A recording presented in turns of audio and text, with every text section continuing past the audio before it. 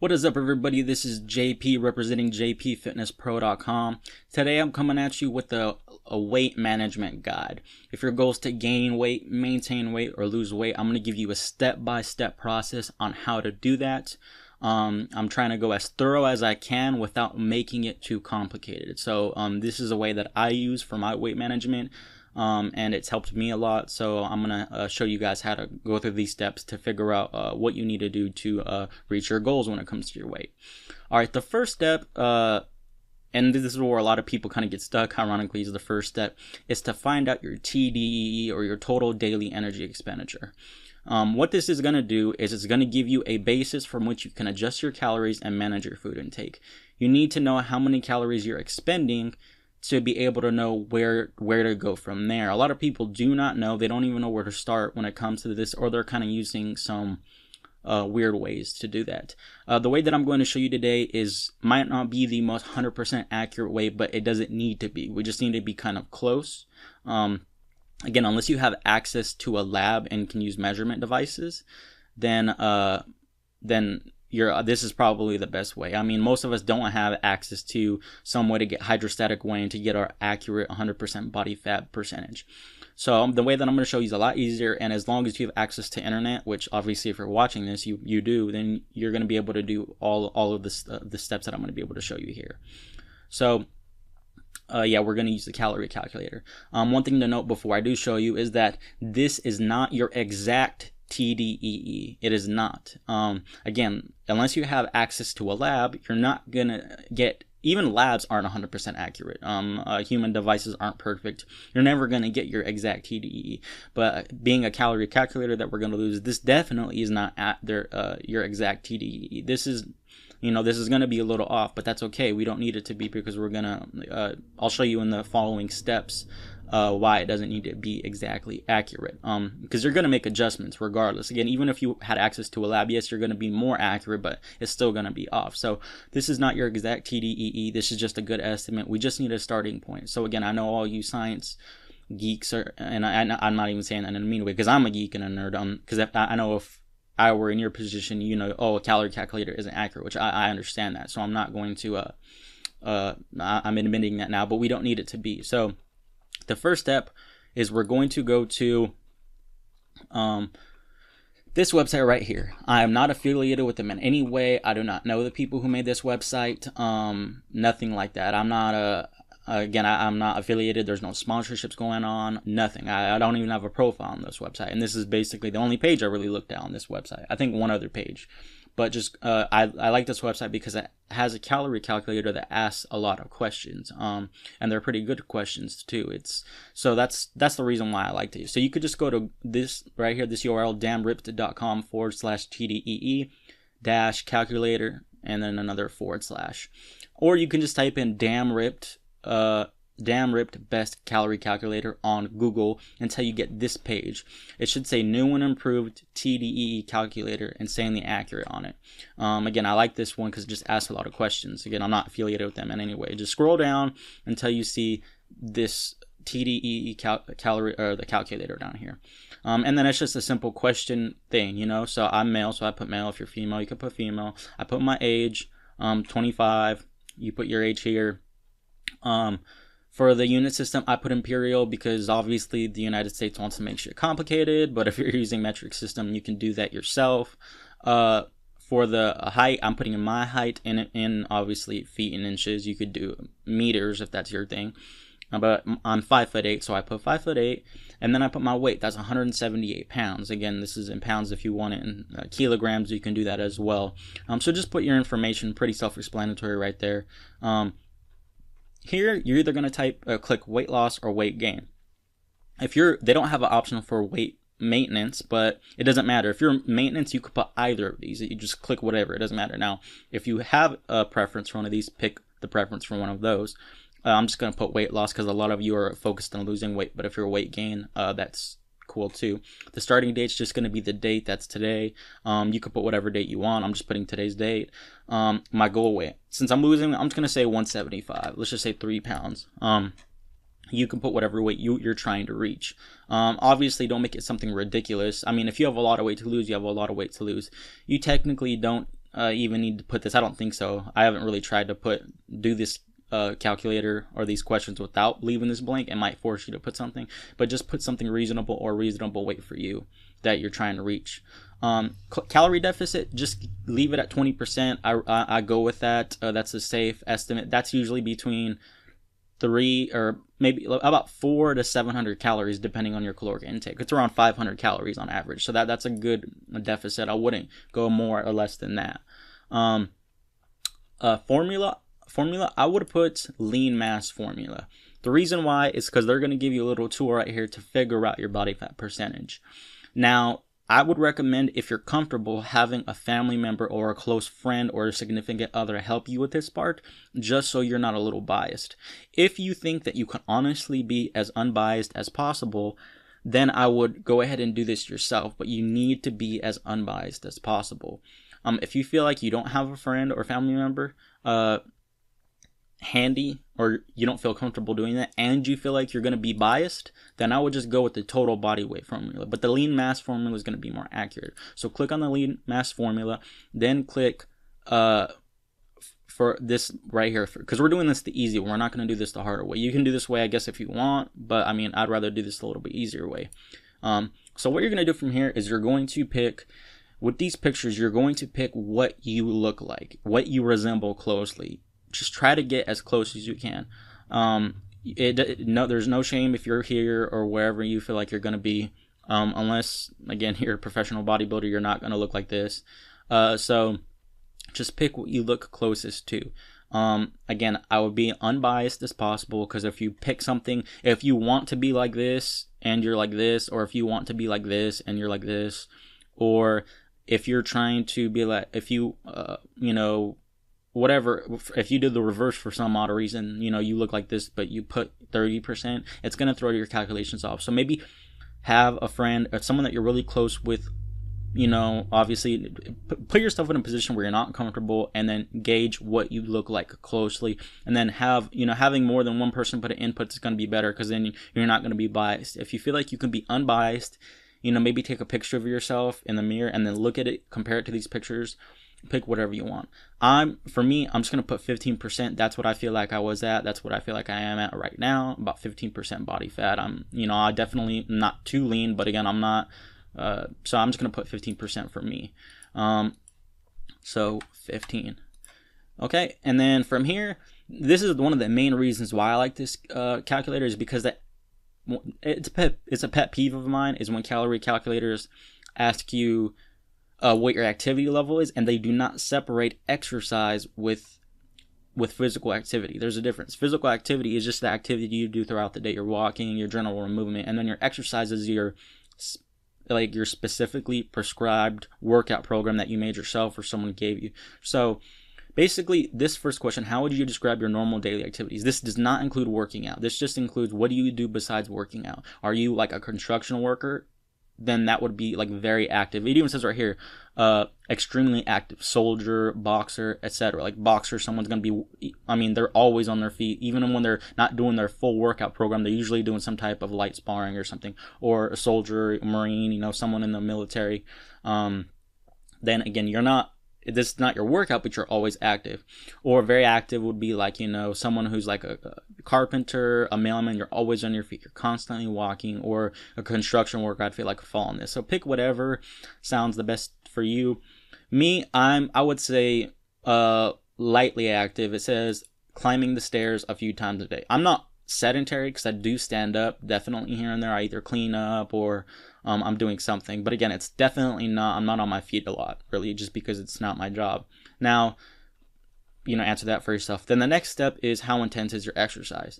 If you're working out at all, I definitely would not pick none or light. That is ridiculous. If you're in the gym and you feel like you're goofing around in the gym, just put none, because you shouldn't. If you're decently working out, it should definitely not be any of these. Now, where I think most of you are going to fall is either moderate or difficult.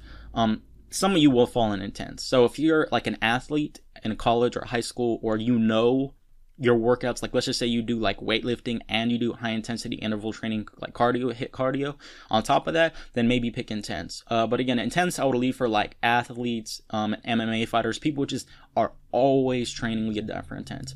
Now me, I put difficult because even though I'm not doing cardio, I lift for about 1.5 to 2 hours. That's how long my workout is. And depending on where I'm at in my volume block, I could be doing upwards towards 30 sets. So again, their description of less than 30 seconds rest between sets, I think that's pretty stupid. That doesn't make a workout more difficult. If you're doing heavy compound movements, again, just ignore this part. These are good descriptions. These really are not. So I would just, most of you are probably going to fall in here. So pick what, if I had to run it down, nothing, working out, goofing around in the gym. You go to the gym and you basically talk most of the time. Moderate, you have the basic workout program, 30 minutes to an hour. You don't train close to failure. You just get, maybe like a light pump or something.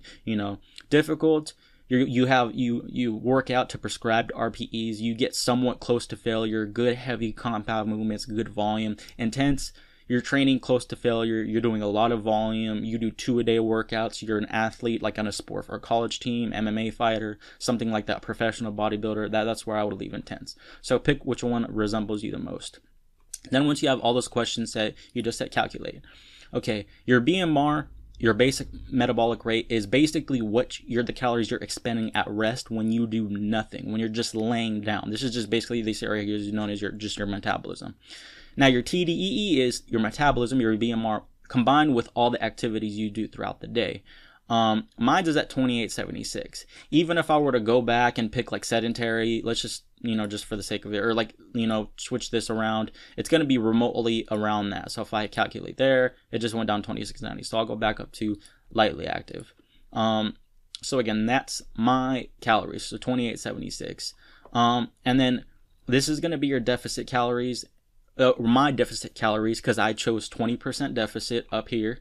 Where is it at? 20% suggested deficit, because it's a deficit because I chose weight loss. If I chose weight gain, it would be surplus, calorie surplus. So that's my TDE, and it's saying subtract 575, which is 20%, and then that's how much I need to be eating a day to lose 20% of my calories, or to be expending 575 calories a day.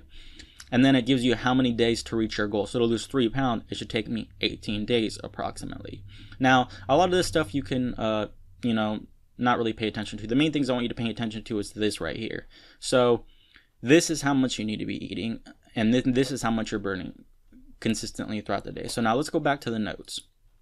So now that you have that number, again, it even says right there, once you have your TDE, subtract, add, or do nothing to that number. Maintenance, you do nothing. For weight loss, you would subtract 20%, which I already gave you. For weight gain, you add 20%, which would, you'd increase like that. For maintenance, you do nothing. Then, once you have your number, which again, let me go back to that. My number would be 2,300 calories, and 2,301, or just 2,300 calories for sake of simplicity. I have that, and I need to eat foods that equal that number every day. So I need to create foods, that I like, that I enjoy, that equal that number every day. You could do that multiple ways. You could do that in 5 meals, smaller calories, 3 meals, more calories per meal, or 4 meals, a happy medium.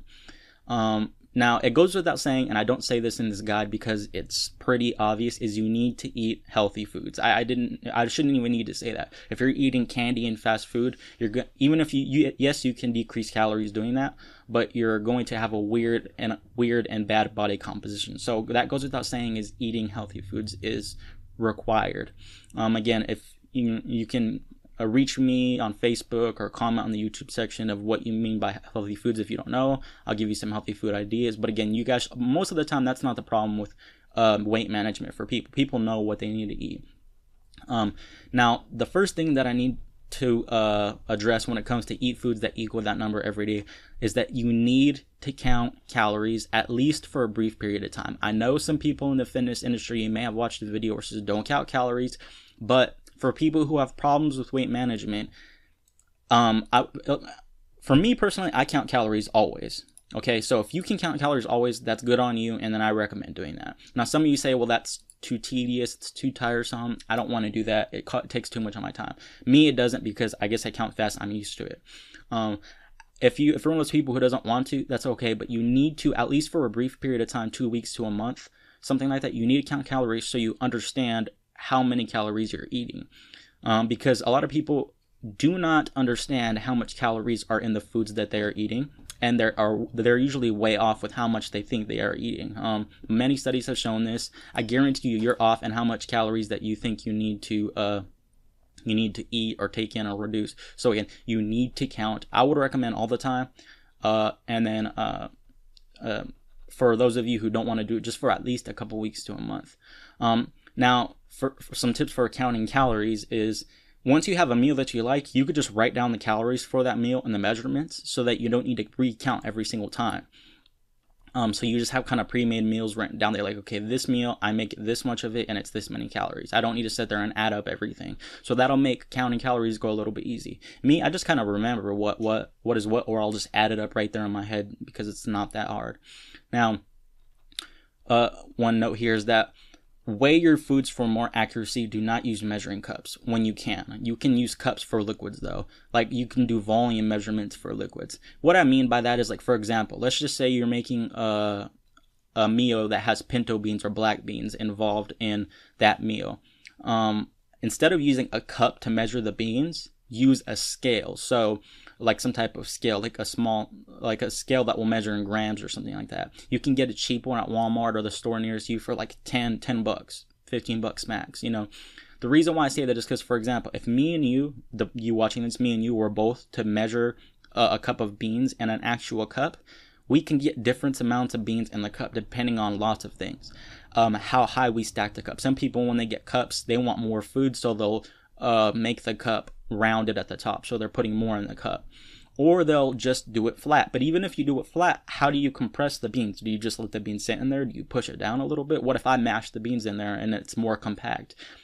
What I'm saying is there's a lot of room for error when you're measuring with cups and things like that. Just use a scale. So what you do is you get a scale, one of those scales that measures food, scales that measures in grams, or just one of those you can get at Walmart. You put a plate or a cup on the scale, you tear the scale so it removes the weight of the cup or plate, and then you can get a really accurate measurement for how much that is in grams.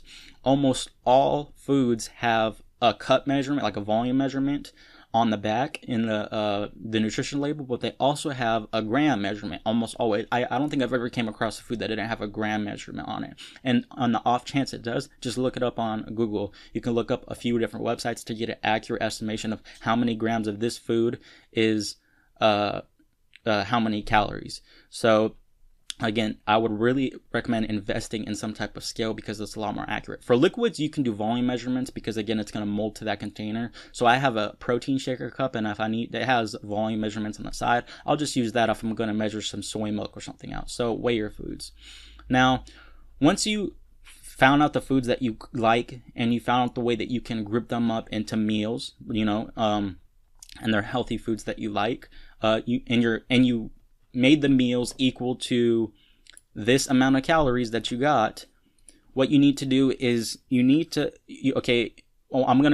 not what you need to do. You may not have a problem with this, but if you have a problem with getting in too many or not enough calories, let's just say your goal is to gain weight and you can't get in enough calories, or let's just say your goal is to lose weight, but you're getting in too many, like you don't feel full enough with the calories that you're getting. Satiety is your friend. You need to use satiety to kind of manipulate your calories to make you feel more or less full. We'll go over both cases. So let's just say your goals, you're trying to cut, but you never feel full. You're always feeling hungry. This can be due to two reasons, but we're going to tackle one reason right now, and I'll tackle the other reason later. The main reason usually is people aren't picking high satiety foods. And by that means they're not picking foods that fill them up on a calorie per calorie basis. You could take a candy bar and then you could take the same amount of calories and let's just say watermelon. And remember, these numbers right here, they're not in order. But I mean, watermelon is probably the most satiety in my opinion. But again, they're not in order. They're just a list. But let's just say you take 300 calories of watermelon and then you took 300 calories of candy bar. I guarantee you, after you eat 300 calories of watermelon, you're going to feel very, very, very full. Versus the 300 calories from a candy bar where you're not going to feel full at all. You're just not. You can try your one. I mean, obviously I don't recommend eating a candy bar if your goal is to, be healthy, but you probably remember, okay, I've had a candy bar, a Snickers, or whatever it is you had. That doesn't fill you up that much. So Again, it doesn't. So, but 300 calories of watermelon, if you didn't know, is a kilogram of watermelon. So it's 2 pounds of watermelon is 300 calories, if I'm not mistaken. But again, that makes you feel really, really full. So if you have a trouble with not feeling full and you feel like you're always hungry, include a lot of these foods right here into your diet, including at least a couple hundred calories of watermelon, some chickpeas, some beans, and some lettuce on your meals. These, on a calorie per calorie basis, make you feel full but aren't that many calories, including a lot of broccoli. And on top of that, these are all very nutritious, healthy foods, which a lot of them include a lot of fiber. So again, you need to include some of these. So that's if you have a problem feeling like you're hungry and you're trying to feel like you're eating more, but you're not technically taking in more calories. Include some of these. Trust me, when I'm having a cut and I include a big plate of watermelon, I'm full. And that's only 300 calories, and I still have a lot of calories to work with. Now, if you're trying to gain and you can't get in enough calories, what I recommend is eating some low satiety foods. I put asterisks by these two because these may or may not, they're depending on what you eat, they might not be the most healthy, but again, our goal is not to be absolutely perfect. Just you want to be healthy the majority of the time. So these, I guess I put these two because they're personally what I eat when I need to get in calories, which usually isn't the problem. I can eat plenty, so that's not the problem for me. So these are, let's just say you're trying to gain and you have a problem with getting in enough calories. Let's just say you're calculating everything. You're like, wow, I calculated and I'm still not meeting my daily intake for calories. You need to try to include some of these, some peanut butter, avocados, peanuts, pistachios, any nuts or seeds, maybe, depending on your eating or how you feel about it. Tortillas are a lot of calories. They might not be the healthiest thing. I'm not saying eat them all the time, but including one a day or one here and there can easily get in some calories. Or sauces are a good one. Like I eat some plant-based mayonnaise, a little bit of it to get in some fats, or some plant-based butter. That'll help me get in a little bit extra calories, getting in some healthy fats, and then increase my caloric intake if I need to. And sometimes I just do this for taste, some sauces for taste. Again, be careful with these two because, you need to watch sugar, and then, just being healthy and watch saturated fats and things like that. And obviously the opposite. If your goal is to cut and you're trying to feel full while staying within your calories, you want to kind of, for the most part, avoid these foods. If a peanut butter sandwich with a good chunk of peanut butter can easily be 700 calories right there. I'm not even joking. I can make one sandwich that doesn't really fill me up that much. That's 700 calories. And I'm like, wow, that's more than a third of the calories I need to eat in a day to cut, or that's a third of it in one little sandwich. But I cannot eat 700 calories of watermelon in one meal. I will puke. I can't do it. There's no way. So try to avoid these lists. Now, I'm not saying avoid fats. You need fats in your diet, but having a little bit of this stuff is okay. Mostly this, stuff like this. If you're trying to gain, have a combination of these lists with a good chunk from here too. So again, you have your calories. Come up with meals throughout the day that meet those caloric intakes. Write them down, just come up with them, count calories, use these tools to meet the caloric intake if you're having problems. If you didn't have problems, then you don't really need to focus on this, just continue eating healthy. If you're creating meals easily for you and it's falling right within the calories that we found here, and you're not having a problem with feeling full or not too full or whatever, then you can just keep doing what you're doing. Okay, a note here too is that don't worry too much about macros. So many people put so much emphasis on macros, and I'm not saying macros don't matter. I'm just saying that if you had a problem with just managing weight, which is I'm not saying it's basic, but that's like an easier thing than macro management. So if you had a problem with something easier than macro management, trying to manage your macros down to the last gram is not going to make this any easier. It's going to make it harder. So don't worry about macros. The only thing I would recommend is to kind of loosely, or if you don't mind, accurately track your protein intake, because I'm hoping you're lifting. And try to fall within 1.6 to 2 grams of protein per kilogram of body weight. So find out your weight in kilograms, multiply that by 1.6. That would be the minimum protein intake I'd recommend you take. And then multiply that by 2. And then that'd be the maximum protein I recommend you intake. Now, if you're cutting, you can go slightly higher, just slightly higher, maybe to like 2.2 or 2.3 grams of protein per kilogram of body weight. If you're gaining, staying within that's fine. But again, that's assuming you're lifting, and I hope you are lifting. So that's probably the only macro I track. Carbs and fats you don't need to track off that too much. That's going to make it more difficult. But I do recommend that you just get a wide variety of foods. If you're getting a wide variety of foods, then you should not have a problem with meeting your macros. If you're only eating 1 or 2 things out of this list, you're probably going to have a problem with macros, and then you're going to have to start tracking. You do need to intake fat. Fat is an essential nutrient. You're going to have hormone problems, lots of problems if you just completely avoid fat. Your body's going to get it one way or another anyways. It's going to start converting other macros into fats regardless. So, but you just do need fat. It's the best thing you can do. It's the best way you can get fat is just by making sure you get it in your diet. So again, don't worry too much about macros. Track protein loosely. Just look at your meal saying, am I getting protein? Yeah, it seems like I'm getting enough. If you want to track it specifically, you can calculate that. Other than that, get a wide variety of foods. Okay, once you have your meals, you're picking foods that are helping you feel full or not full if you need to gain.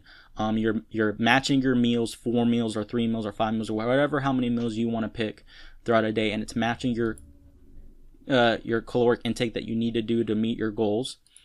What you need to do is the morning of the day before you start your healthy eating, I don't want to say diet because diet implies something temporarily, but just your healthy lifestyle of eating.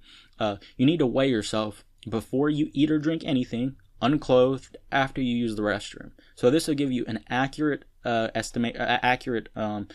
reading of your current weight. If you do this after you eat or before you use the restroom or with shoes on, things like that, then you're going to get an inaccurate measurement, and you're going to even get a worse measurement if you try weighing yourself at different times throughout the day. So do it in the morning, again, unclothed, before you eat or drink anything, after you use the restroom, the day before you start your healthy eating. Whatever your weight is, write it down.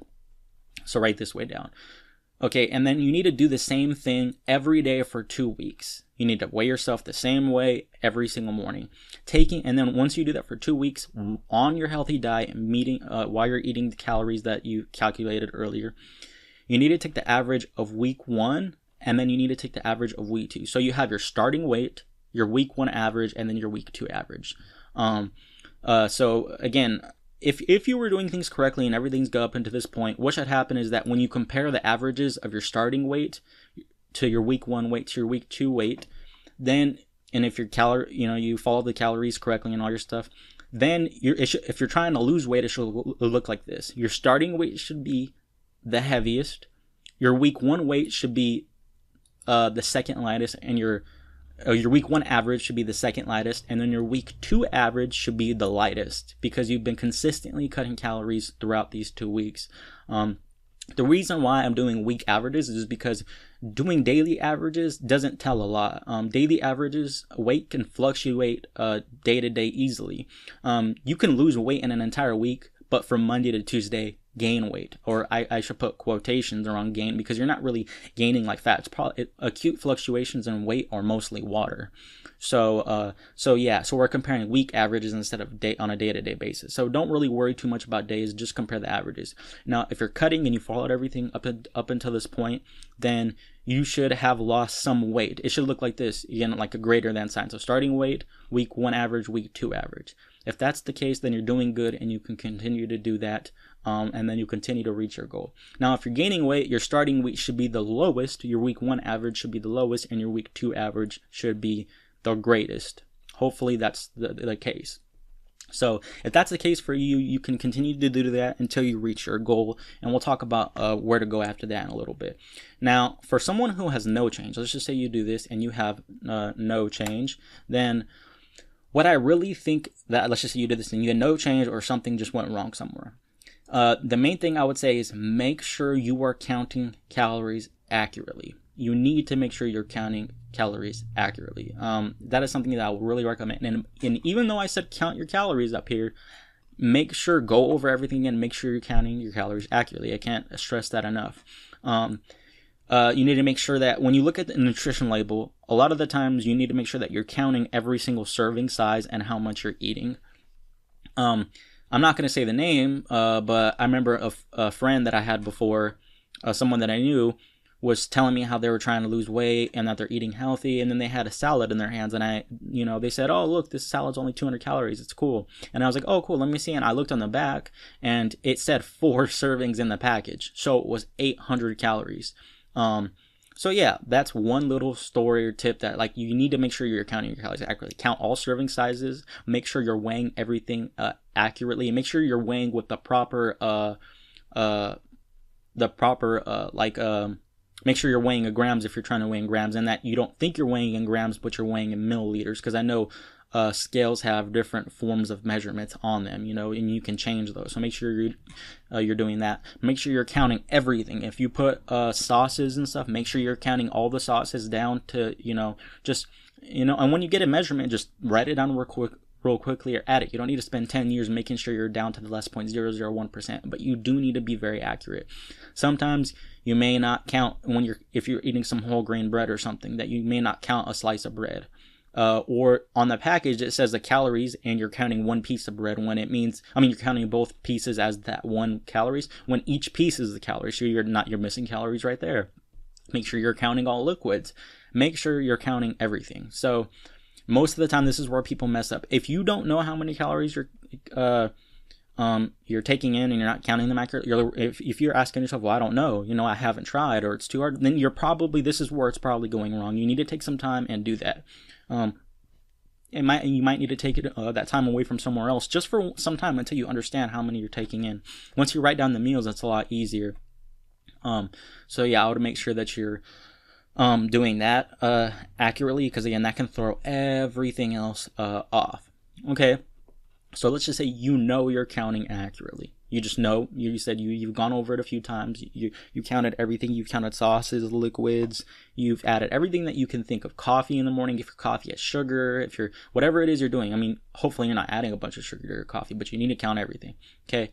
Now, if you're doing that correctly, what I recommend is do not add or subtract more calories than listed in step 2. So that's not a hard one. If you're just following what was given to you in that guide, then you're good.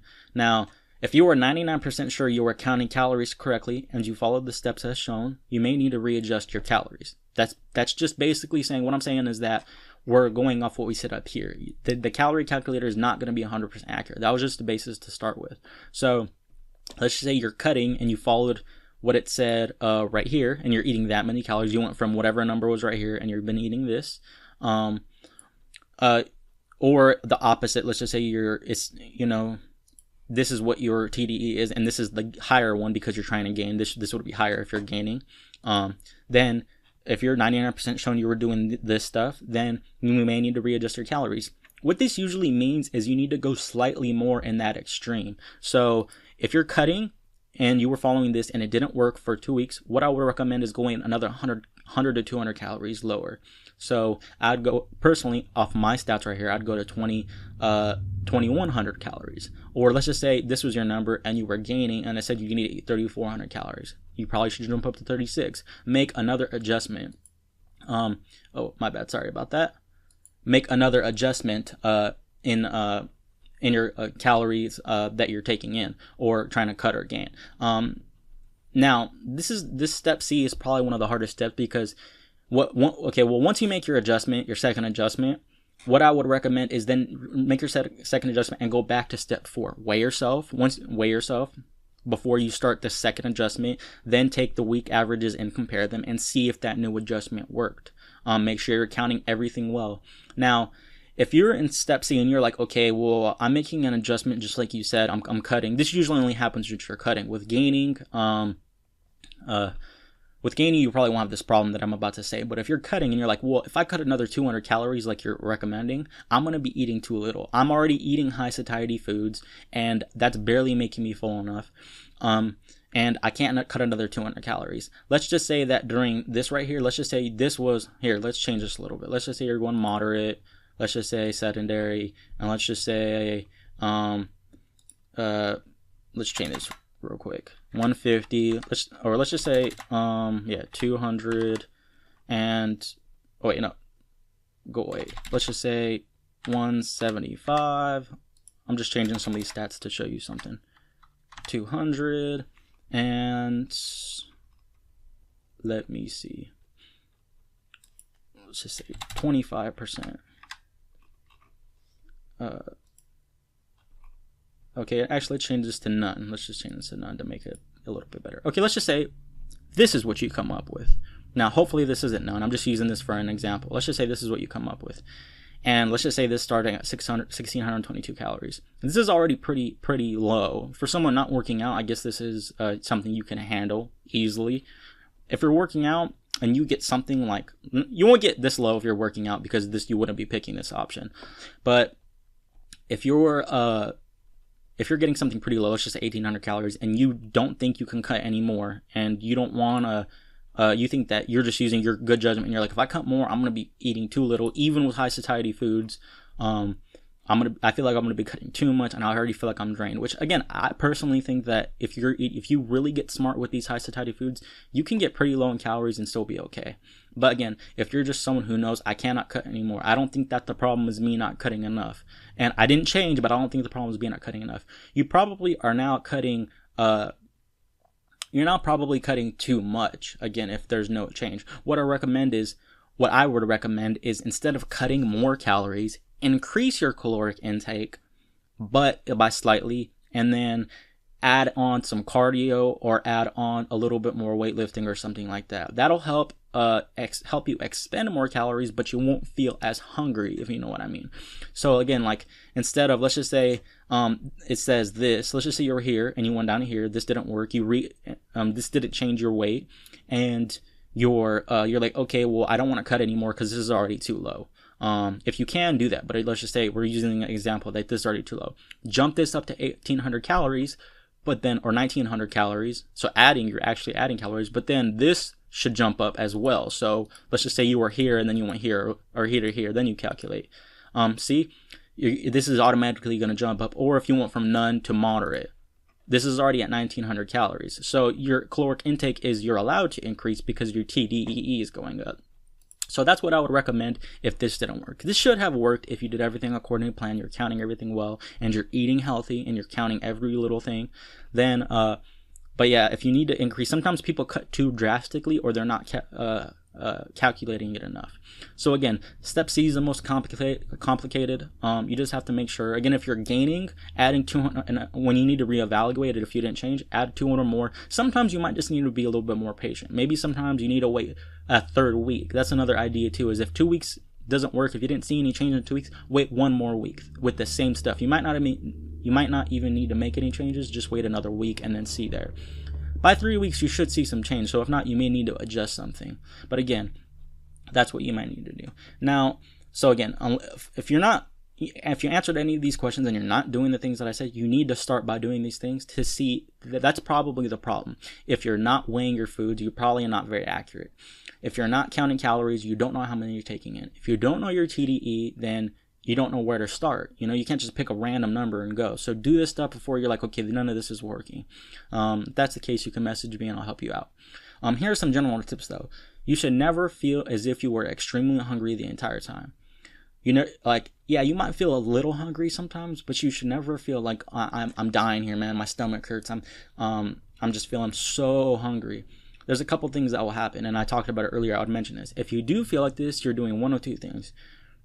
You're either picking wrong food choices, you're not picking some of these foods, you're not picking high satiety foods, you're picking too many of these foods, or foods with a ton of fat, or like avocados are healthy, for example, but if you include 2 avocados in your food throughout a day, which is a lot, but let's just say you like avocados and you do that, that's going to shoot your caloric intake up dramatically, and you're not going to feel full. So that might be the problem why. So you're either picking wrong food choices terribly, or you're just cutting too hard. It might just be that you're cutting too many calories. If you're like, yeah, I've included a lot of these foods, I'm going with the calorie calculator said, why am I feeling hungry all the time? You have to understand is that it's just a calorie calculator. Your body's not going to follow a calorie calculator. Your body is your body. It's a lot more complex than that. It's just getting you in that close ballpark. So it's probably wrong. So what I do is increase your caloric intake a little bit, and you'll still probably lose weight. You'll probably be cutting. So, and remember, if you're gaining, I'm not talking about you right now, because again, you wouldn't have the problem with feeling hungry. Now, I guess I could talk about if you're feeling too full and you're like, I can't eat the calories. It's the same thing, as either you're gaining too much food, or you're picking the wrong food choices, and then you need to include more of these. So yeah, tip number 2 is you cannot cut or gain forever. I mean, you can. I should change that. You can cut, but I mean, what I mean is that you cannot cut and gain forever. And I guess what's implied here is and make then reach your goal optimally. You can't cut forever. If you cut forever, eventually your body's gonna. If you're cutting too hard or you cut too long, your body's gonna start losing muscle mass.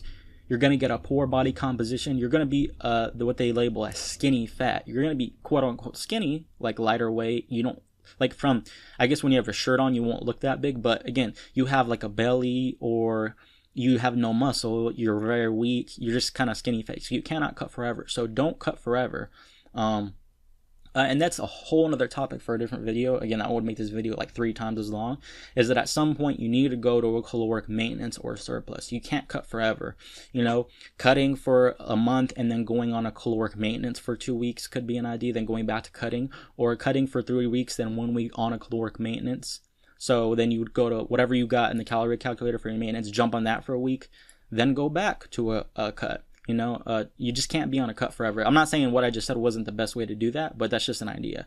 Again, that would be a whole nother video. But you can't gain forever either. Eventually, you're just going to start gaining a bunch of fat, and I'm pretty sure you don't want to do that. When people want to make gains, they want to gain muscle mass. And you're going to gain a little bit of fat in the process. You might lose a little bit of muscle mass in the process doing either of these, but that's okay. Little changes are okay. You just don't want drastic. So you can't cut or gain forever. If you have any questions, you can let me know. You cannot spot reduce. So I know some of you may have like specific belly fat or something you're trying to get rid of by dieting, but you cannot spot reduce. Your body will lose fat where it wants to. Your best bet is just to keep, once you follow all these steps up here, everything that I said earlier, just to keep doing that until you reach your goal. Eventually, your body is not going to be able to really pull a bunch of fat from your arms or legs, and it's going to start getting rid of belly fat. Wherever your body puts on fat first is probably where your body's going to start getting rid of fat next. And if it's not, eventually it will. Now, you have to understand is that at some point, a lot of things are going to affect fat around your stomach. And a lot of the times fat around your stomach is visceral fat, fat in and around your organs, which is not healthy fat. It's not good fat. So your best bet is to just watch your calories, continue with your cutting if your goal is to lose belly fat. And then eventually your body will get rid of that. Continue to exercise. Don't stop exercising. Again, you want to promote a healthy body composition. If you just don't exercise and keep cutting forever, if you keep, like I just said a little bit, if you cut and cut and cut and cut and you try to get rid of like belly fat and you keep cutting and you keep cutting, eventually that's going to have the reverse effect. When you start cutting, you're going to increase fatigue for your body overall, and you're going to increase stressors. Increased stress and increased catabolic hormones is going to break down muscle tissue and kind of promote like a fat body. It is promote fat storage because your body thinks it's not going to get any calories. So again, you need to do a smart cut. So if you're doing what I said above and you're working out still, then yeah, eventually you're going to get rid of that belly fat if you just keep going at it and you're doing things smart. And then also to train your core. A lot of people who don't like the way their stomach looks or their how their stomach is, they don't train their core. Generally, when you're standing or walking or even sitting, your core should be lightly activated. I'm not saying sit there and sit there and consciously think about flexing your core when you're standing and sitting. It should just be an unconscious thing.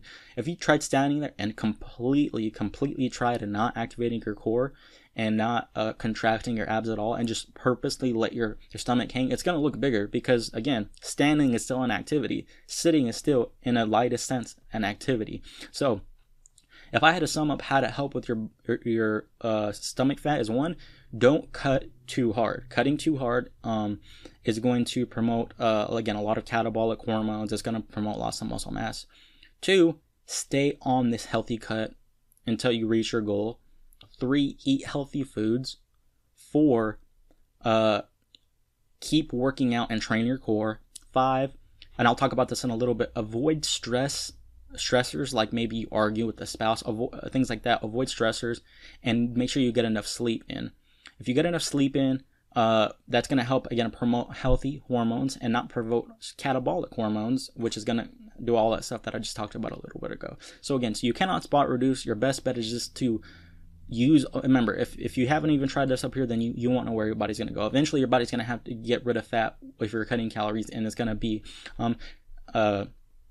around your stomach. So again, train your core, do core workouts. Again, if you stand upright and then you flex your abs a little bit, your core is going to look a little bit better. So if you work on your core, eventually you're just going to have a natural, healthier posture, and that's going to prevent your stomach from just kind of hanging. So this, combined with total weight loss, which is going to be some from your stomach, combined with healthy cuts, combined with healthy food choices, and reducing stress, is going to help you prevent your body from adding visceral fat, from losing muscle mass, from being skinny fat, and all these things. So that's kind of a complex thing. I'm sorry I couldn't give you a straight answer like, do this and your stomach fat's gonna go away, but then that'd be some bullshit and I'd be lying anyways.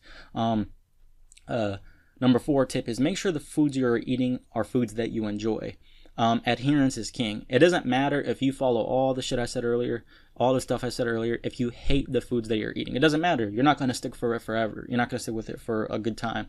You need to pick foods that are healthy, that you enjoy. Now, I don't mean the foods that you enjoy most. I guarantee you, because this applies to me, the foods that you enjoy most probably aren't healthy, and if they are healthy, they're probably too many calories. Like, I can eat healthy foods all day, personally. My problem, personally, and you might be able to relate, is just eating too much. Like, if I don't control myself, I can eat a shit ton of food. I'm just like that. That's me.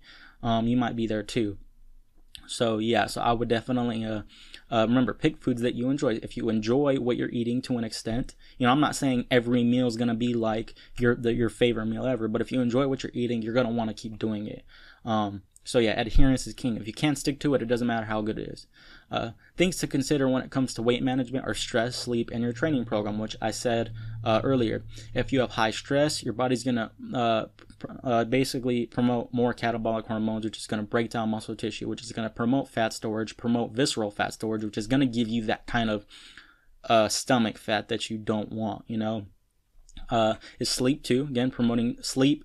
Lack of sleep is a stressor, and by stress independently, I mean arguing with someone, too hectic of a schedule, not taking time for yourself, things like that. And then your training program as well. And this is where it would be a whole other video that I'd talk about this, and I talked about this a little bit ago, but I'll talk about this right now. Is if you're on a training program and you're working out and you're cutting, your gaining is different. Gaining is doesn't cause as many problems as cutting. That's why I'm talking about cutting a lot, but if you're on your training program, you should not be on the part of your program where volume's the highest, or you should not be on your program on the part of your program where you're trying to gain the most strength.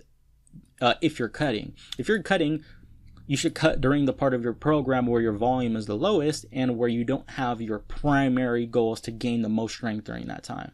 If you're lifting to failure and lifting very heavy, overall fatigue is going to increase, and if fatigue increase, stress is going up, and then if stress is going up and you're cutting calories, because calories is a way to manage stress, then you're just going to, again, all those things I said earlier, catabolic hormones are going to be released. You're going to sit there and gain bad fat. You're going to have mood swings, things like that, and you might get to the point where you start overtraining. So again, you need to think about cutting.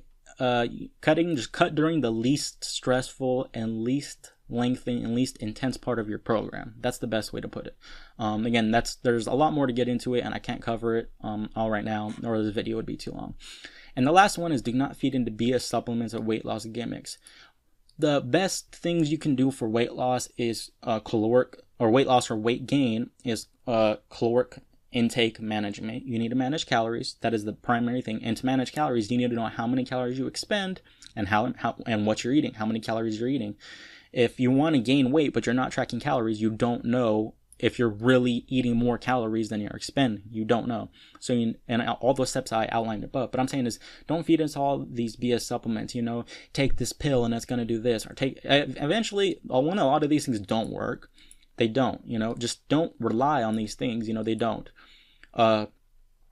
They don't work. 2, they can be unhealthy. If you're not careful, you have to remember that supplements aren't regulated by the FDA when they go out into the market. They will be, there will be intervention if they start seeing bodies dropping or people getting hurt.